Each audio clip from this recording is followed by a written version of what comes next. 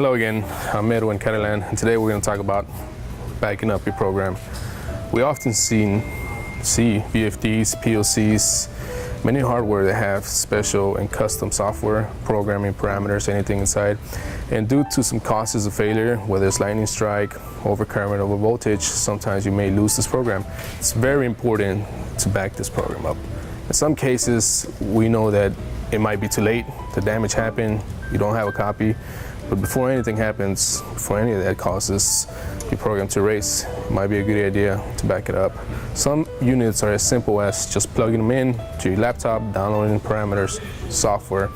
We are able to help you out by providing you with the right software from many manufacturers. If not, feel free to send it to us. We'll back it up, restore it, send you a file, thumb drive, whichever is easier for you in order for you to keep your program safe for any other applications. One of the main causes of program failure is whenever your whole unit gets damaged beyond repair, and unfortunately we cannot back it up. We highly suggest you back it up before you send it to us. If not, we can also advise in getting field service out there to do this program recovery for you as well.